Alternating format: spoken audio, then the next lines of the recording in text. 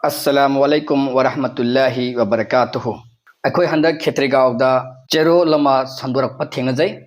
Hari ba chero lasi akhoi masi Maulvi Nurul Hasan Khergaon awang sabal lekai Imphal East Manipur amasung Maulvi Saifuddin Pes Imam Fayaz Wali Masjid Khergaon sabal lekai Khetrigaon Imphal East Manipur amasung Maulvi Tamizur Rahman Khergaon awang sabal lekai Khetrigaon Imphal East Manipur makhoi ahum gi sahi tawraba sign tawraga sandurak pachirol ni maduda wahang ahum thammi maru oina haribo wahang ahum masi kana hangli mahabadi saktakte tawgum sung cherol adu sandurak padu gi pakhum sing adu ko naina se ahan bada masi cherol ase karam kan sandurak kim no habadu khamin ase madudi January ge tarik manga 2006 ta sandurak khibane aduga haribo cherol ase aikhoi gi khutta phangbana Ramzan thagi manung da phangbane adu Ramzan gi manung da khoin leibana masigi pakhum se khoina sem sadre maram dei khoi maduda amal ibal da chen banina adu fare hoje khoi muk mayam sin naina si krai bu chumi em su krai fulla le habdo da han ba hangi bu hang de sini talak ahum amuk da pi basi talak ahum oigadra natraga talak ama khakta oigadra talak ahum yada basi islamic shariat ki kari hukum leibage haibasini masigi ahan ba wahang asigi pakhum asigi nainasi pakhum adudi sini amuk da piba tala ahumak oi masida chingnaba leite masibu yadaba mi adu hadis tu yadaba kawi maramdi allah gi rasul sallallahu alaihi wasallam gi matamda amuk tada talak ahum pikiba amasung ahumak masing pakiba thodok sing leiki masi pakhum asi asini makoina pire matungda hawala khara pe sahih bukhari sahih muslim abu dawud hadis number 306 adagi fatwa rahimi amasung ila al sunan asidagi lakhuaga makoina bakhum ase thamli hariba makoina piriba hadis ase abu dawud ki hadis reference when arabic ta hapaga piriba se arabic text hapaga makoina masigi bakhum ase sagudana bagi damakta makoina hariba wafum ase sagudana magta moina utliba reference ase hawala ase kadai fuk chumbage amasung masigi hadis asina makoina piriba bakhum asibu sagudpra haibadu amuktang mayam nainasi ahana maktuda akoina khangadabadi hairiba hadis ase akoigi kitabul talaq tilakthurapani aduga kitabul talaq haibal hadis sunan abu dawud ki hadis asidagi kitab asidagi magi bab ase kari mamin ko bagi haibadu ahama khaminase bab ase kai hen le habatamda bab fil lian hanle bab fil lian haibadi koigi regarding lian haibani meaning karino lian haibagi arthasi karino lian means mutual cursing haibadi amna amaga koigi curse tonaba sap tonaba adu kari matangi curse tonaba kana talak ki matang curse tona doribne ba adu cursing tawraga talak tawbase sap tawraga talak tawbase karam khakta tawgadagi haibadu myam da ai hamba tentan of ma thamjage madudi nupa gu nupi amaga talak tawna doraba kari maram gi tawna do haib kana maru oiba case amagi damakta haibadi nupadna nupida atraga nupiduna nupada kudamoi habda nupaga nupiga anigi yumbana bagi marida hendokna ka henna kanagomba lamlan biamga mari thamlamba madun nipaduna mai nupido atopna mai thanambagi mana sakhi oi hoba atraga nupiduna magi mapuroi badu atop nupi amalamlan bi nupi amaga aron mari thanamba dum hakhana sakhi oi hoba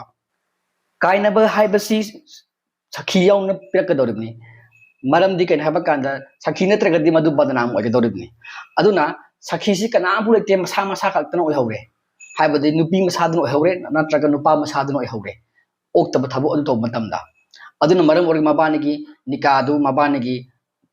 iman maridu thadakhre adubu mayam mangda khaina basi maram pi matamda kanamtana sakhi oidrabanina kudamon habda nupi masaduna sakhi oiren lawrase nupadu atopa nupi amgal aron mari thanambado nikagi wangmada aduna nupiduna nupasi khainaba natraga nipasina magi nupidu aron mari thanamaba atopa lamnan nupa amaga nikagi wangmada ma leina adu ebitaragadi masi case ase kamaina khainagadagi hay matamda sap tawra khainaganeba maramdi kan habakanda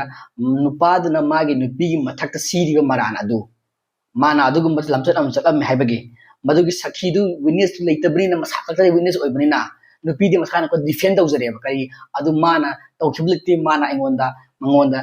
लाना हाजिनबनी बदनाम तौबनी हाइना माना पाखुम पीरेब नुपीदुना माइ नुपाद मयोक्ता नदुना तलाक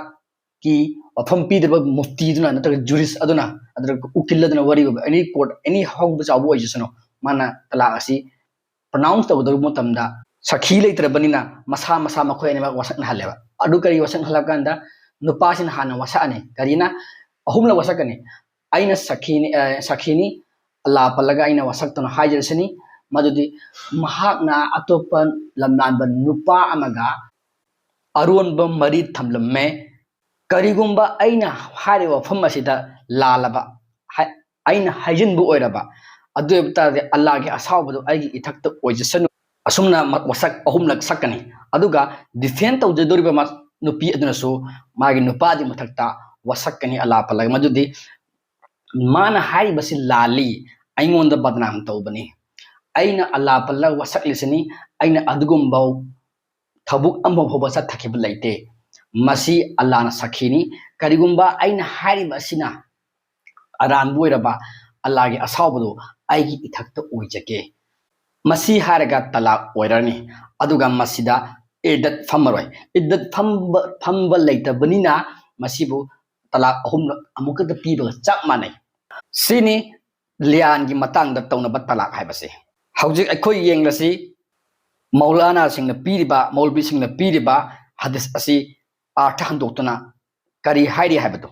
हाइरिबा हदीस असी अतोपा मफमदा साल बिन साद अल साइरी नसो अतोपा इसनत कलोनना पौदमखरे हाइरिबा हदीस असीदा पल्लिसी कैन हाबगांदा महाकना अहुमलक तलाक तौरमी अल्लाह के रसूल मोहम्मद सल्लल्लाहु अलैहि वसल्लम की ममांगदा अल्लाह के रसूल मोहम्मद सल्लल्लाहु अलैहि वसल्लम ना मसीबु इम्प्लीमेंट तौकी चनहनकी अदुगा मसी अल्लाह के रसूल की ममांगदा सुन्ना ओइना ओहनकी सहालना हाइकी आइना अल्लाह के रसूल की ममांगदा लेरमी थौदोक असी मतंगदा सिगी मतुंगदा हारिबा सुन्ना असी हाइबदी करम मखलगी सुन्ना अखोगी लियान तौनबगी सुन्ना असी अदि अखोगी कर्स तौनबगी सुन्ना असी हाइबदी साप तौनरगा खाइनबगी मवोंग असी सुन्ना असी मसी एस्टाब्लिश तौखियेबा चनबगी ओइना थमखियेबा यानखियेबा स्पाउसेस सिंगी मरक्ता खाइननबगी हाइदि मते मनाव सिगी खाइदोकनबगीदमक्ता अदुग मखोइसी कदौनगिस अमो हन्ना हंजिनबा यारारोय सिनी हदीस असिदा पल्लिबसे अदुगा लियान तौनरगा खाइनखिबसे हाइबदी अल्लाह वसक तौरगा अमना अमदक साप तौनरगा खाइनखिबस कंबुसे अमुक हन्ना हंजिनबा यारारोयबा मखोइदसु इद्दा लैते अदुना तलाक अहुम अमुकदा तलाक अहुम बीबो चक माने हाइबने हिना हाइबा हदीस असिना तलाक अहुम अमुकदा पीबगी वफम नत्तेब खुदक्ता फमफम अमदता तलाक अहुमलक पीबगी वफम नत्तेब मसीगी हदीस नंबर 306 असे कनागुंबा अतोप हदीस अखोई वॉल्यूम थुगाइरा पाइबा लay अदुगुंबा वॉल्यूम मपन थोन खे पाइबा अदुगुंबा इंग्लिश का अरबिक यानरगा अर्थ हंदोकनरगा हंदोकबा हदीस हाइब तारे अदु ओइबा तारगदि हदीस मसीगी हदीस की रेफरेंस नंबर असे हदीस नंबर 2250 नि अदुगा करिगुंबा अखोई इंग्लिश की ट्रांसलेशन की रेफरेंस हागना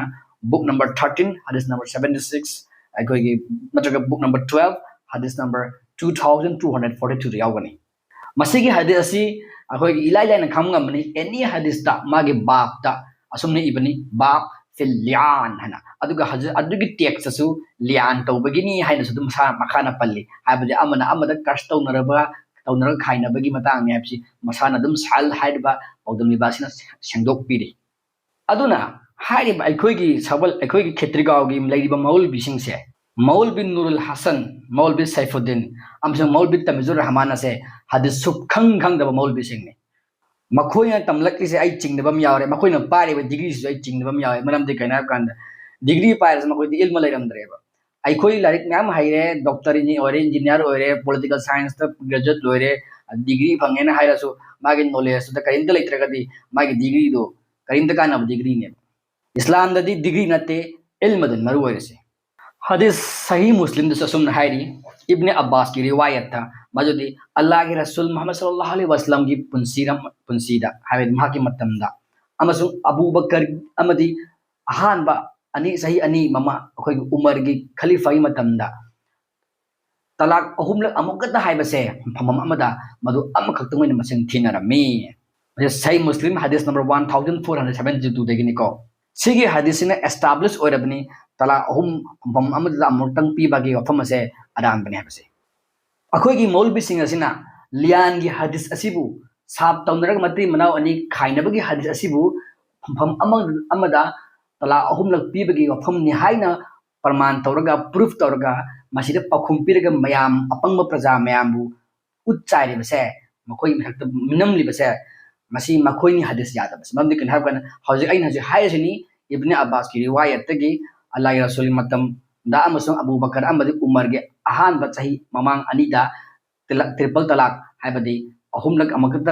पीबा कांदा अमखत ओय हाइबसे सही मुस्लिम 1472 दगनी अदुन अल्लाह की रसूल न फुबा चतनरंद्रे अबू बकर जरंद्रे उमर की मतम जरंद्रे अदुन मरम ओरगा हदीस यादबसे कनानो मखोई मौल बिसिंगसिनी मसीगी टॉपिक असी मतंगदा अखोइना खबर जहाब खरे मदुदी अमुक तदा तलाक अहुम तौबा अमसुंग मुस्लिम नुपी सिंबु सानापोट ओइना सिजनबा हाइना आर्टिकल अमदा मदु मयाम सिदा आइना खबर अदु स्क्रीनशॉट तौर उच्चरिबसनी मदु खोगी मुफ्ती सिराज की न इबा आर्टिकल अमदा पाखुम पेखिबनी महांगना 2017 की अप्रैल तारीख 23 दा फोंखिबा आर्टिकल अमदा मदुदसु महांगना मुफ्ती अदुना लियान तौनबगी हदीस अदुबु तलाक अहुमलक अमुकत फमफम फमबगिनी हाइना महाना रेफरेंस पीरगा महाकी वफम अदुबु जस्टिफाई तौनबा महाना हाइ इरखी मदुगी पाखुम मदुनी सिगी खबर रोल असिदा आइना इजरिबसे मयामना पाबियु जुम तौरगा मदुगी मतुंग मंडे की तारीख 9 फेब्रुवारी की 2021 दा अमुक आइना आर्टिकल अम इजखी कगाउनरब मुस्लिम सिंबु चुम लमजिंग बियु हाइना इजेल एक्सप्रेस ता हाइरिबा आर्टिकल असेदसु आइना मणिपुर लेरिबा मुफ्ती सिंह एड्रेस तौरगी इखिबनी मदु थौबाल मोजिंगी मुफ्ती अकबर गा वरी सारबाई मतुंगदा मुफ्ती अकबर मसान हाइकी मदुदी अमुक तद तलाक अहुम पीरगा हाइबदे फमफम अमदद तलाक अहुम पीरगा तलाक अमु ओइबगी वफम असे अरान बने अमसुंग मदु हल्लगा लौननबा तौ मतमदा निकाह हलाला हाइबदे अहिंग अमकी की मयुम पाल हनलगा तो नुपादा अदुगा मसागे हानगी नुपादा हंजिन हनबगी तौरब थौंग असिसु अरान बनी मसी फजदब पोनी है मसानी याजखे हाइरिबो फम असिसु आइगोन प्रूफ लई मसीगी आर्टिकल असिसु मयामना पाबियु यंगबियु खंगिनगदब अमना तलाकी मतंगदा तलाक अमा तो मता पी मतमदा अखोइगी इद्दत फमगनी मसी कुरान की याथंगने इद्दत फम भाइबसे इद्दत अदि था अहुम फमगनी कनागी मयुमदा नुपा अदि युमदन इद्दत फमगनी मसी बो अखोइगी कोर्ट की लैंग्वेज थागना नुपादन मेंटेनेंस पी भाइबनी 3 मंथ्स की खाइनरब नुपी सिंगदा नुपादना था अहुम मेंटेनेंस पीगन चक्थक हुनगनी अदुदा करिगुम मबानी हंजिनद्रबा था अहुम अदि मनुंगदा मागी युम लेना अदु तरगदी नुपी अदु मागा सेपरेट तगन मपामदा हनकिगनी मणिपुर इंडिया की मुस्लिम मरुइन इंडियन सब कॉन्टिनेंट मरुइन हनफी मसलक की नुपी तलाक की वफम से कुरान की 100% खोंगोई नहीं मखोइन तलाक तो मतमदा अमुकद तलाक अहुम हेली अदुगा अमना करी मखोइन इद्दत से फमदे कांथोग मपामदा हनकी अदुगा निपा सिंगसु इद्दत फमनदे नुपी सिंगसु लमन खुमनब हो नहीं अमना ngमनब हो नहीं मुखाई नहीं अदुगा मयुमी तंथोनब हो नहीं अखोइना कुरान चटली सुनत चटली हाइरेसे अपम अपम चटपने असेम चटपने तौसनदब ngakतनी मदुदा तलाक तौरबीरिबा मुफ्ती सिंगसो मखोइदसु अचुंब खंगदबनिना मियोय सिंगसु अचुंब तंबीरे कुरान की सूरा हुमफु मंगा सूरा आदि ममिंगना सूरा तलाक कवी हाइरिबा सूरा असेगी अहानबा आयात सुम तंबीरे हे नबी नंग लाउथो मुस्लिम सिंगदा थाजब सिंगदा नखोइना नुपी सिंग खाइना मतमदा खाइनौ मखोइब मखोइगे इद्दत की मतमदा अमसुंग मसिंग पाउ ngaइबा मतमदो कियु नखोइगी नुपी थपिबा मपु अल्लाहबो तानथोकनु मखोइबु मखोइगी युम सिंगदगी मखोइनसु थोकलोइदबनी मखोइना मयेक सिंगना अकाम लिचत अमा चतलुबा नतना मदुनी अल्लाहगी पंखैसिंग कनागुमन लांथोकलबा अल्लाहगी पंखैसिंग महान अरानब तौरबनी मसादा नखोइना खंगबनते अल्लाहना ओहेलकपु याय मदुगी तुंगदा अतोप फिबम अमा सिनी फजरबा कुरान की सूरा तलाक के अहानबा आयात अमा सिगे आसन तंबीरी मदुदी अल्लाह के रसूल मोहम्मद सल्लल्लाहु अलैहि वसल्लम दा नबी महा की ꯇꯨꯡꯏꯟꯕ ꯃꯍꯥꯛꯀꯤ ꯃꯇꯨꯡ ꯏꯟꯕ ꯊꯥꯖꯕꯁꯤꯡꯗ ꯀꯔꯤ ꯍꯥꯏꯅ ꯃꯨꯁꯂꯤꯝꯁꯤꯡꯅ ꯀꯔꯤꯒꯨꯝꯕ ꯅꯨꯄꯤ ꯈꯥꯏꯅ ꯃꯇꯝꯗ ꯀꯔꯝꯕ ꯃꯇꯝꯗ ꯈꯥꯏꯅꯒꯅꯤ ꯍꯥꯏꯕ ꯃꯇꯝꯗ ꯅꯨꯄꯤꯒꯤ ꯏꯗꯠꯀꯤ ꯃꯇꯝꯗ ꯈꯥꯏꯅꯒꯗꯧꯕꯅꯦꯕ ꯑꯗꯨꯒ ꯏꯗꯠꯀꯤ ꯃꯇꯝ ꯑꯗꯨꯒꯤ ꯃꯁꯤꯡꯁꯦ ꯄꯥꯎ ꯍꯥꯏꯅ ꯂꯥꯟꯅ ꯍꯨꯀꯨꯝ ꯇꯧꯔꯒ ꯊꯝꯉꯦꯕ ꯑꯗꯨꯒꯤ ꯃꯊꯛꯇ ꯑꯃꯨꯛꯀꯁꯨ ꯑꯜꯂꯥꯍꯅ ꯀꯔꯤ ꯍꯥꯏꯔꯤ ꯀꯤꯌꯨ ꯅꯈꯣꯏꯒꯤ ꯌꯣꯛꯄꯤ ꯊꯛꯄꯤ ꯃꯄꯨꯕ ꯑꯜꯂꯥꯍꯕꯨ ꯀꯔꯤꯅꯣ ꯀꯤꯌꯨ ꯍꯥꯏꯁꯤ ꯀꯩꯒꯤꯅꯣ ꯈꯪꯕ꯭ꯔꯥ ꯃꯔꯝꯗꯤ ꯀꯩꯅꯣ ꯍꯥꯏꯕ ꯀꯥꯟꯗ ꯃꯁꯤꯒꯤ ꯍꯨꯀꯨꯝ ꯑꯁꯤ ꯍꯤꯇꯣꯛꯄ ꯇꯥꯔꯒꯗꯤ ꯑꯜꯂꯥꯍꯒꯤ ꯑꯁꯥꯎꯕꯗꯨ ꯀꯤꯌꯨ ꯍꯥꯏꯕꯅꯦꯕ ꯑꯗꯨꯒ ꯑꯃꯨꯛꯀ ꯀꯔꯤ ꯍꯥꯏꯔꯤ ꯅꯨꯄꯥꯁꯤꯡꯗ ꯇꯥꯟꯊꯣꯛꯀꯅꯨ ꯅꯈꯣꯏꯒꯤ ꯅꯨꯄꯤꯁꯤꯡꯗꯨ ꯅꯈꯣꯏꯒꯤ ꯌꯨꯝꯁꯤꯡꯗꯒꯤ ꯍꯥꯏꯕꯗꯤ ꯏꯗꯠ ꯐꯝꯍꯜꯂꯨ ꯃꯦꯟꯇꯦꯅꯦꯟꯁ ꯄꯤꯌꯨ ꯍꯥꯏꯔꯤꯕ ꯍꯨꯀꯨꯝꯗꯨ ꯇꯧ ꯍꯥꯏꯕꯅꯤ ꯃꯗꯨꯒꯤ ꯃꯇꯥꯡꯗꯨ ꯁꯨꯔꯥ ꯅꯤꯁꯥꯗꯁꯨ ꯌꯥꯎꯔꯤ ꯁꯨꯔꯥ ꯕꯀꯔꯥꯗꯁꯨ ꯌꯥꯎꯔꯤ ꯃꯗꯨ ꯑꯩ ꯍꯧꯖꯤꯛ ꯍꯥꯏꯖꯔꯛꯀꯦ ꯑꯗꯨꯅ ꯃꯈꯣꯏꯅꯁꯨ ꯍꯥꯏꯕꯗꯤ ꯅꯨꯄꯤꯁꯤꯡꯅꯁꯨ ꯊꯣꯛꯂꯣꯏꯗꯕꯅꯦꯕ मागी नुपादु सावरे हाइना मागी नुपागी युमदगी इदत फमदना करिगुम थोलब तारगदी मदु अरान बने अल्लाह दा सिंगनरबनेबा अल्लाह नमसम खा तरी करेना मखोइना मयेक सेंगना अकांब लिचत अमा चतलुबा नतना दी हाइना सिदी यंगबियु करिगुम्बा मयेक सेंगना अकांब लिचत हाइबदि ngasai नुपीदुना ओक्तबलम चतलुरबा मागी नुपागी लेना नुपादगी वांगमदा अदु तारगदी महाक इदत फमरoi महाक खुदक्ता नुपादगी खाइनरगा मपाम हनखरनेबा मरी थमरोइबा निकागी हजनबे हमजु लेररोइबा लियान तौनरगा खाइनखरनेबा सीनेबा करिगुम्बा अदुने अइना हाइनिंगिदि सिगे आयात असिदि होइन खंदबे आइदि गैर कंदा नुपीना मागी मपामदगी हल्लगा चटखिबा हाइबसे खाइनबा हानबा खाइनबदा इदत फमदना अदु तारदि नुपीदु ओक्तबिनेबा ओक्तबगी मा खाइनबगी पांखकनेबा मरमदि इस्लाम न तंबी कैना कंदा नुपीसी इदत फमगदोबनि था अहुम महाकी युम महाकी निपागी युमदा था अहुम जी महाक सोकनरोय बनर करिंद तौनरोय अदुबु मरक अदु था अहुम मकन मबान हंजनरगदी मदुना अल्लाहगी अपामनि अल्लाहनसु हाइबेदि मरमदि कैना कंदा नकोइन खंगबनते अल्लाहना ओहेलकु याय मदि तुंग अतुपम अमा हाइबो फमसिना चल्ली अदुगा अमना करी सिगी पनखै असिबु ngaktabasing ado muslim sing nang chande thajabasing manung chan thajab puranati masi akoi phagi tobuna lagi ayat singda aduna hojik khallo muslim sing hojik hari maul bising aduna hari do quran am sung hadith kakna bani quran nanda hojik hari idat phamu hari idat phamna thopu jare makoi hari pham amda tala ahum pirade idat chu phamdre adum mai papam hangre som delana idat phamu hain loina pireba idat leitan idat phamna tarak leiteba tha ahum idat phamdana khainaraga mapamda hankibase सुपनगी ओक्तबी नुपी चचलुरबा अदुग लियान तौनरगा खाइना बदु खक्तनेबा अते एम्फुलेक्ति मदुन सिगे आयात सन ताइसे अदुग अमक सूरा बकरा के आयात चनिगा कुनिपान सूरा अनिसुबा कुरान की आयात चनिगा कुनिपान दा मुसारी करिना नुपी खाइना मतमदा महाके थागी खोंकाब लाइंगा कान खाइना बा यादेबा मेंस्ट्रुएशन लेरिंगा मतमदा ऋतु लाइंगा कांदा खाइना बा यादेबा मदुसु अरान बने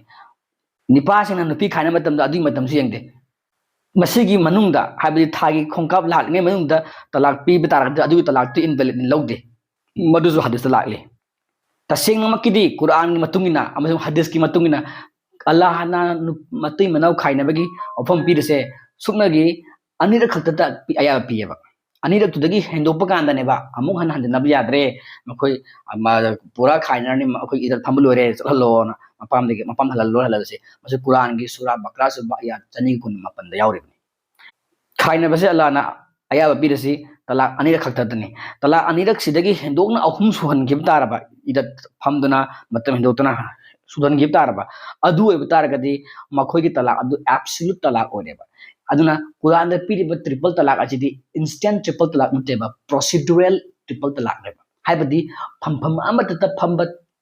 फम अमतत तलाक अहुम पीब तलाक नतेबा कुरान अमनु हदीस पीरिसिदी करम मखंगी ट्रिपल तलाक हाइबा कांदा करी इदत फमगा मसिंग थीरगा प्रोसेस नाइना पीब तलाक तुनेबा अदुगा महांगा तलाक अहुम सुरगा प्रोसीड्यूरल तलाक अहुम तुपीर मतुंगदा इदत फमलगा तलाक अहुम सुर मतुंग खाइना खब नुपीबो अमुक अन हंजनबे याद्रेबा हंजनगे हाइब तारगा जे करिगुम नुपीना महौसाना माना अतोप नुपाद मयुम पालुरबा मयुम पालर हलकलगा लेरबा अदु दागदी नुपाद अतोप नुपी थीदना लेरमलगदी अदुगी नुपीदु हंजललुबी आइबा माना अदुबु नुपी अब नुपा अमदा हंजल पानगदे हलकनाय वा लेते नाजो मयुम पामकाना अखोय हलकनाय पामनते मराइबा थीब हलकनबई वानी अदो अमना करी नुपानासु अदुई नुपीदु कसु ngaयजन लाइबसु ओइथोक्तरबा वानी मदुनि सिदा लाना थमेबा वहमसे अदो अखोय मोल बिन तौसना करी फम अमत तला अहुम अमुक फम ओहेलबा अदो हयें हंजना गहब कान हेता नुपा ꯂꯝꯈꯥꯡꯗꯤ ꯄꯩꯁꯥ ꯈꯔ ꯄꯤꯔ ꯅꯤꯔꯒ ꯍꯦꯛꯇ ꯑꯩꯈꯣꯏꯒꯤ ꯍꯛꯇꯤꯟ ꯍꯜꯂꯒ ꯍꯦꯛꯇ ꯑꯍꯤꯡ ꯑꯃ ꯍꯛꯇꯤꯟ ꯍꯜꯂꯒ ꯍꯦꯛꯇ ꯑꯗꯨꯝ ꯅꯤꯀꯥꯅꯤ ꯍꯥꯏꯔꯒ ꯍꯦꯛꯇ ꯅꯤꯀꯥ ꯍꯜꯂ ꯇꯧꯔꯒ ꯍꯦꯛꯇ ꯃꯌꯨꯝ ꯄꯥꯜꯍꯟꯕꯅꯦꯕ ꯑꯗꯨꯗꯤ ꯑꯩꯈꯣꯏꯒꯤ ꯀꯥꯁꯨꯕꯤ ꯈꯜꯍꯟꯕꯒꯨꯝꯕꯅꯦ ꯁꯦꯡꯅ ꯍꯥꯏꯔꯀꯥꯟꯗ ꯅꯥꯎꯖꯨꯕꯤꯜꯂꯥ ꯑꯗꯨꯗꯤ ꯑꯗꯨꯒꯤ ꯋꯥꯐꯝꯁꯤ ꯌꯥ ꯇꯥꯔꯒꯗꯤ ꯑꯍꯤꯡ ꯑꯃꯒꯤ ꯅꯤꯀꯥ ꯂꯩ ꯇꯥꯔꯒꯗꯤ ꯑꯩꯈꯣꯏꯒꯤ ꯄ꯭ꯔꯣꯁꯇꯤꯇ꯭ꯌꯨꯠꯁꯤꯡ ꯑꯩꯈꯣꯏꯒꯤ ꯔꯟꯗꯤꯁꯤꯡ ꯑꯩꯈꯣꯏꯒꯤ ꯕꯖꯥꯔꯒꯤ ꯑꯧꯔꯠꯁꯤꯡꯁꯦ ꯕꯖꯥꯔꯗ ꯂꯩꯔꯤꯕ ꯅꯨꯄꯤ ꯑꯣꯛꯇ꯭ꯔꯤꯕ ꯃꯌꯥꯝꯁꯤꯡ ꯑꯁꯦ ꯑꯁꯤꯁꯨ ꯑꯍꯤꯡ ꯑꯃꯒꯤ ꯅꯤꯀꯥꯅꯦꯅ ꯍꯥꯏꯕ ꯌꯥꯔꯦ ꯃꯈꯣꯏꯒꯤ ꯃꯇꯨꯡ ꯏꯟꯅ ꯍꯟꯗꯛꯀꯤ ꯃꯇꯨꯡ ꯏꯟꯅ ꯑꯁꯤꯒꯤ ꯃꯣꯜꯕꯤꯁꯤꯡꯒꯤ ꯃꯇꯨꯡ ꯏꯟꯅ ꯃꯈꯣꯏꯗ ꯑꯍꯤꯡ ꯑꯃꯒꯤ ꯄꯤꯔꯤꯕ ꯄꯩꯁꯥꯗꯨꯅ ꯃꯈꯣꯏꯒꯤ ꯃꯦꯍꯔꯅꯤ ꯍꯥꯏꯕ ꯌꯥꯔꯦ ꯑꯗꯨ ꯇꯨꯒꯠꯆꯕ ꯄꯣꯠꯅꯤ ꯃꯣꯏꯅ ꯇꯧꯔꯤ ꯊꯕꯛꯁꯦ ꯅꯤꯀꯥ ꯍꯂꯥꯜꯁꯨ ꯏꯁꯂꯥꯝꯗ ꯂꯩꯇꯦ ꯑꯃꯁꯨꯡ ꯇ꯭ꯔꯤꯄꯜ ꯇꯂꯥꯛ ꯑꯃꯨꯛꯇꯗ ꯃꯐꯝ ꯑꯃꯠꯇꯗ ꯇꯂꯥꯛ 3 ꯄꯤꯕꯁꯤ ꯏꯁꯂꯥꯝꯗꯁꯨ ꯂꯩꯇꯦ ꯅꯤꯀꯥ ꯍꯂꯥꯜ ꯇꯧꯕꯁꯤꯡꯁꯤ ꯑꯃꯨꯛꯀꯁꯨ ꯀꯔꯤ ꯍꯥꯏꯔꯤ ꯅꯨꯡꯅ ꯊꯥꯔꯒ ꯍꯥꯠꯀꯗꯕꯅꯤꯅ ꯃꯔꯝꯗꯤ ꯖꯤꯅꯥ ꯇꯧꯕꯅꯤꯅ ꯃꯁꯤꯁꯨ ꯍꯖꯔꯠ ꯎꯃꯔꯒꯤ ꯋꯥꯐꯝꯅꯤ ꯁꯤꯀꯥꯏ ꯌꯥꯀꯟ ꯍꯗꯤꯁ ꯑब्ꯗꯨꯜ ꯔꯖꯥꯛ 2650 ꯌꯥꯎꯔꯤꯕꯅꯤ ꯑꯗꯨꯅ ꯍꯧꯖꯤꯛ ꯂꯩꯔꯤꯕ ꯑꯩꯈꯣꯏꯒꯤ ꯑꯂꯤꯝꯁꯤꯡ ꯑꯁꯤ ꯃꯈꯣꯏꯅ ꯅꯨꯄꯤꯕꯨ ꯐꯝꯐꯝ ꯑꯃꯗꯨꯗ ꯇꯂꯥꯛ 3 ꯑꯣꯏꯍꯜꯂꯒ ꯅꯤꯀꯥ ꯍꯂꯥꯜ ꯇꯧꯍꯜꯂꯒ ꯑꯍꯤꯡ ꯑꯃ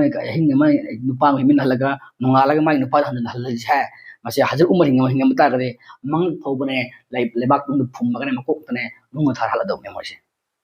ꯑꯗꯨꯒ ꯋꯥꯍꯪ ꯑꯅꯤꯁꯨꯕ ꯋꯥꯍꯪ ꯑꯁꯤꯅ ꯀꯣꯏ ꯑꯃꯁꯨꯡ ꯁꯝꯗ ꯃꯆꯨ ꯁꯪꯕꯒꯤ ꯃꯇꯥꯡꯅꯤ ꯃꯦꯍꯟꯗꯤ ꯁꯪꯕꯒꯤ ꯃꯇꯥꯡꯅꯤ ꯃꯁꯤꯗꯤ ꯅꯩꯅꯗꯨꯅ ꯀꯥꯟꯅꯗ꯭ꯔꯦ ꯃꯍꯥꯛꯀꯤ ꯄꯥꯎꯈꯨꯝꯁꯤꯅ ꯌꯥꯔꯦ ꯑꯍꯨꯝꯁꯨꯕ ꯋꯥꯍꯪꯗ ꯃꯥꯅ ꯁꯨꯝ ꯍꯥꯏꯗꯤ ꯀꯗꯤꯌꯥꯅꯤꯒ ꯅꯤꯀꯥ ꯇꯧꯕꯁꯤ ꯅꯤꯀꯥ ꯑꯣꯏꯒꯗ꯭ꯔꯥ ꯀꯗꯤꯌꯥꯅꯤꯒ ꯆꯔꯧ ꯃꯔꯧꯅꯕ ꯃꯤ ꯑꯩꯈꯣꯏꯒꯤ ꯀꯗꯤꯌꯥꯅꯤꯒ ꯁꯝꯅꯔꯒ ꯆꯥꯃꯤꯟ ꯊꯛꯃꯤꯟꯅꯔꯒ ꯑꯗꯨꯝ ꯂꯩꯕ ꯇꯧꯒꯅꯨ ꯍꯥꯏꯕꯁꯤ ꯌꯥꯗꯕ ꯑꯁꯤꯒ ꯆꯥꯃꯤꯟ ꯊꯛꯃꯤꯟꯅꯕ ꯁꯔꯤꯌꯠꯀꯤ ꯀꯔꯤ ꯍꯨꯀꯨꯝ ꯂꯩꯕꯒꯦ ꯍꯥꯏꯕ ꯋꯥꯍꯪ ꯑꯁꯤꯁꯤꯅꯤ ꯃꯁꯤꯒꯤ ꯋꯥꯍꯪ ꯑꯁꯤꯒꯤ ꯄꯥꯎꯈꯨꯝꯗ ꯑꯁꯨꯝꯅ ꯄꯤꯔꯤ ꯑꯍ꯭ꯂꯦ ꯁꯨꯟꯅꯠ ꯋꯜ ꯖमाഅꯠꯀꯤ ꯐꯇꯋꯥ ꯃꯇꯨꯡ ꯏꯟꯅ ꯀꯗꯤꯌꯥꯅꯤꯁꯤꯡ ꯃꯨꯁꯜꯃꯥꯟ ꯅꯠꯇꯦ ꯃꯔꯝ ꯑꯁꯤꯅ ꯃꯈꯣꯏꯒ ꯃꯨꯁꯜꯃꯥꯟꯁꯤꯡꯒ ꯆꯔꯧ ꯃꯔꯧꯅꯕ ꯍꯂꯥꯜ ꯑꯣꯏꯗꯦ ꯀꯔꯤꯒꯨꯝꯕ ꯅꯤꯀꯥ ꯁꯣꯗꯔꯕꯁꯨ ꯅꯤꯀꯥ ꯑꯣꯏꯗꯦ ꯐꯇꯋꯥ ꯀꯥꯁꯤꯃꯤꯌꯥ 232:13 ꯀꯗꯤꯌꯥꯅꯤꯁꯤꯡꯒ ꯆꯥꯃꯤꯟ ꯊꯛꯃꯤꯟꯅꯕ ꯑꯃꯁꯨꯡ ꯇꯣꯠꯅ ꯇꯤꯟꯅꯕ ꯊꯥꯗꯣꯛꯀꯗꯧꯕꯅꯤ ꯃꯔꯝꯗꯤ ꯑꯜꯂꯥꯍ ꯇꯥꯂꯥꯒꯤ ꯍꯨꯀꯨꯝꯅꯤ ꯍꯣ ꯏꯃꯥꯟ ꯂꯩꯕꯁꯤꯡ ꯀꯥꯐꯤꯔꯁꯤꯡꯒ ꯃꯔꯨꯞ ꯁꯟꯅꯒꯅꯨ ꯏꯃꯥꯟ ꯂꯩꯕꯁꯤꯡꯕꯨ ꯊꯥꯗꯣꯛꯂꯒ ꯃꯁꯤ ꯀꯨꯔꯥꯟꯒꯤ ꯁꯨꯔꯥ ꯅꯤꯁꯥ ꯑꯌꯥꯠ 194 ꯁꯨꯕꯗꯒꯤꯅꯤ ꯑꯁꯨꯝꯅ ꯆꯌꯣꯜ ꯑꯁꯤꯗ ꯀꯗꯤꯌꯥꯅꯤ ꯃꯇꯥꯡꯗ ꯄꯤꯔꯤꯕꯁꯤꯁꯨ ꯀꯔꯝꯕ ꯀꯗꯤꯌꯥꯅꯤꯅꯣ ꯍꯥꯏꯕ ꯋꯥꯍꯪ ꯑꯃꯁꯨ ꯂꯩ ꯃꯔꯝꯗꯤ ꯀꯗꯤꯌꯥꯅꯤꯁꯤ ꯐꯤꯔꯀꯥ ꯑꯅꯤ ꯂꯩ ꯑꯃꯅ ꯃꯧꯂꯥꯅꯥ ꯃꯨꯍꯝꯃꯗ ꯑꯂꯤꯅ ꯂꯨꯆꯤꯡꯕ ꯑꯃꯅ ꯃꯤꯔꯖꯥ ꯒꯨꯂꯥꯝ ꯑꯍꯃꯗꯀꯤ ꯃꯆꯥꯅꯨꯄꯥꯅ ꯕꯁꯤꯔꯨddinꯅ ꯂꯨꯆꯤꯡꯕ ꯑꯃ ꯑꯗꯨꯅ ꯄꯥꯀꯤꯁꯇꯥꯟ ꯁꯔꯀꯥꯔꯅ ꯀꯥꯐꯤꯔꯅ ꯂꯧꯊꯣꯛꯏꯗꯨ ꯕꯁꯤꯔꯨddinꯅ ꯂꯨꯆꯤꯡꯕꯗꯨꯅꯤ ꯃꯔꯝꯗꯤ ꯃꯤꯔꯖꯥ ꯒꯨꯂꯥꯝ ꯑꯍꯃꯗ ꯃꯁꯥꯅ ꯃꯍꯥꯛꯁꯤ ꯏꯃꯥꯝ ꯃꯦꯍꯗꯤꯅꯤ ꯍꯖꯔꯠ ꯏꯁꯥꯒꯤ ꯄꯔꯁꯣꯅꯦꯂꯤꯇꯤ ꯍꯥꯏꯕꯗꯤ ꯃꯍꯥꯛꯀꯤ ꯃꯇꯤꯛ ꯃꯌꯥꯏꯗ ꯃꯍꯥꯛ ꯑꯗꯨꯅꯤ ꯑꯗꯨꯒ ꯃꯍꯥꯛ ꯑꯁꯤ ꯑꯜꯂꯥꯍꯒꯤ ꯔꯁꯨꯜꯅꯤ ꯍꯥꯏꯕꯁꯤ ꯃꯍꯥꯛꯅ ꯒꯋꯥ ꯇꯧꯈꯤꯕꯗꯒꯤ ꯃꯍꯥꯛꯁꯤ ꯏꯁꯂꯥꯝꯒꯤ ꯋꯥꯡꯃ ꯂꯥꯟꯈ꯭ꯔꯦ ꯑꯗꯨꯅ ꯃꯁꯤꯅꯤ ꯑꯗꯨꯒ ꯃꯧꯂꯥꯅꯥ ꯃꯨꯍꯝꯃꯗ ꯑꯂꯤꯒꯤ ꯋꯥꯐꯝꯅ ꯀꯔꯤ ꯃꯍꯥꯛꯀꯤ ꯎꯁꯇꯥꯗ ꯑꯩꯈꯣꯏꯒꯤ ꯃꯤꯔꯖꯥ ꯒꯨꯂꯥꯝ ꯑꯍꯃꯗ ꯑꯁꯤ ꯃꯍꯥꯛꯅ ꯍꯥꯏꯈꯤꯕꯗꯨ ꯃꯗꯨ ꯅꯠꯇꯦ ꯑꯜꯂꯥꯍꯒꯤ ꯔꯁꯨꯜꯅꯤ ꯍꯥꯏꯕꯅꯤ ꯃꯍꯥꯛꯁꯤ ꯑꯜꯂꯥꯍꯒꯤ ꯔꯁꯨꯜꯃꯛꯅꯤ ꯍꯥꯏꯕ ꯅꯠꯇꯦ ꯁꯤꯅꯤ ꯍꯥꯏꯔꯤꯁꯤ ꯑꯗꯨꯅ ꯃꯧꯂꯥꯅꯥ ꯃꯨꯍꯝꯃꯗ ꯑꯂꯤꯒꯤ ꯀꯥꯡꯕꯨꯗꯨꯅ ꯑꯩꯈꯣꯏꯒꯤ ꯏꯁꯂꯥꯝꯒꯤ ꯍꯦꯔꯤꯇꯤꯛꯁ ꯑꯩꯈꯣꯏꯒꯤ ꯖꯤꯟꯗꯤꯛ ꯑꯣꯏꯅ ꯑꯩꯈꯣꯏꯒꯤ ꯁ꯭ꯀꯣꯂꯔꯁꯤꯡꯅ ꯑꯂꯤꯝꯁꯤꯡꯅ ꯃꯈꯣꯏꯕꯨ ꯐꯠꯋꯥ ꯄꯤ ꯑꯗꯨꯒ ꯃꯆꯥꯅꯨꯄꯥꯅ ꯂꯨꯆꯤꯡꯕ ꯑꯗꯨꯅ ꯑꯩꯈꯣꯏ ꯀꯥꯐꯤꯔꯅꯤ ꯍꯥꯏꯅ ꯐꯠꯋꯥ ꯄꯤ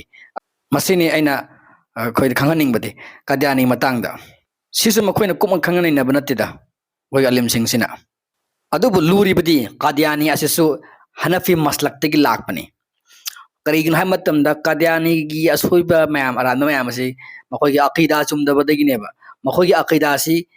ꯃꯁꯤꯅ ꯃꯔꯝ ꯑꯣꯏꯔꯒ ꯀꯗꯤꯌꯥꯅꯤ ꯄꯣꯛꯂꯛꯄꯅꯦꯕ ꯃꯈꯣꯏꯒꯤ ꯑꯀꯤꯗꯥꯁꯤꯗꯒꯤ ꯕꯔꯦꯜꯋꯤ ꯂꯥꯛꯄꯅꯦꯕ ꯃꯈꯣꯏꯒꯤ ꯑꯀꯤꯗꯥꯁꯤꯗꯒꯤ ꯁꯨꯐꯤ ꯂꯥꯛꯄꯅꯦꯕ